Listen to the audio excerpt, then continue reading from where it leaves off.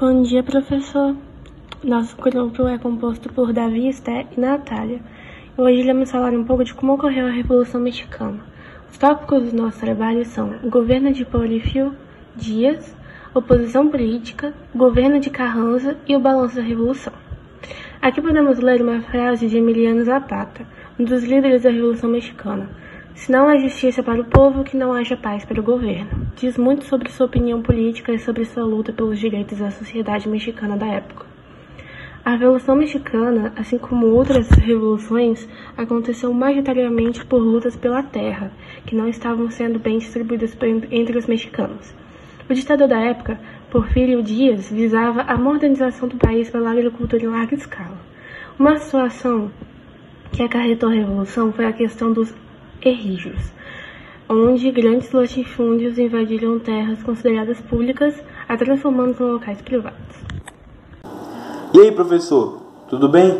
Eu sou o Davi e eu vou falar sobre a linha do tempo que envolve os principais acontecimentos da Revolução Mexicana, do governo de Porfirio Díaz e da oposição política.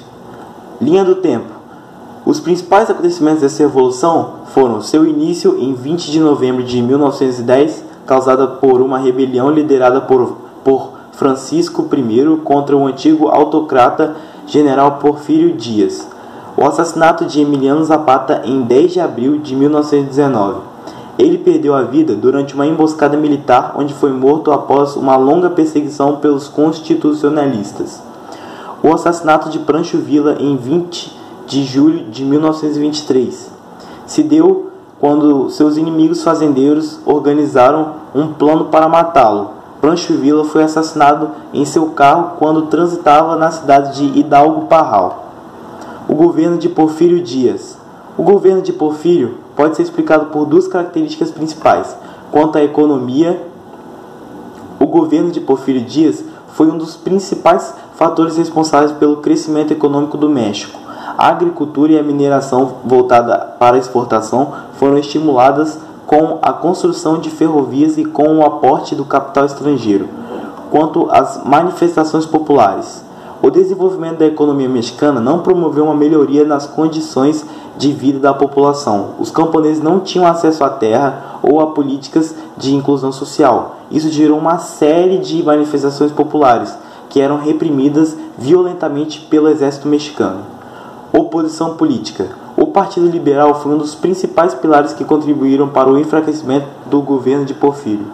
Criado por imigrantes espanhóis operários com tendências anarquistas. Além do Partido Liberal, Emiliano Zapata e Pancho Villa contribuíram de forma expressiva para o enfraquecimento do governo de Porfirio.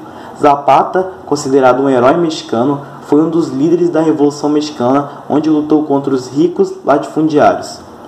Pancho Villa, também um dos líderes da Revolução, lutando pelos direitos dos povos e ajudando com a derrota do ditador Porfirio Díaz.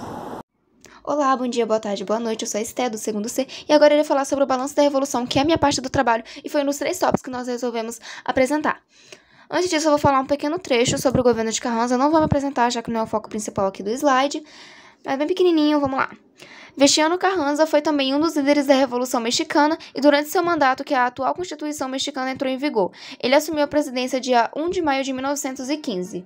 Agora eu irei falar sobre o balanço da Revolução, que são a derrota de Carranza, as dívidas e os avanços, começando pela derrota de Carranza. A vitória de Obregón e a derrota de Carranza deram fim à fase revolucionária do México.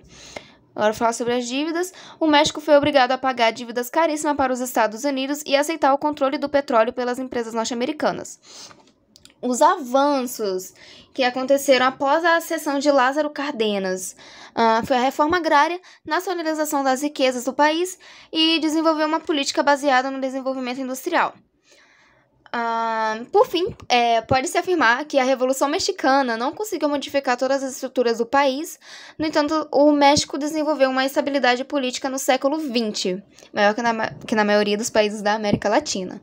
Eu vou finalizar falando um pequeno trecho, que é uma fala de Emílio Zapata, que é: quero morrer sendo escravo dos princípios, não dos homens. É isso, muito obrigada por assistir.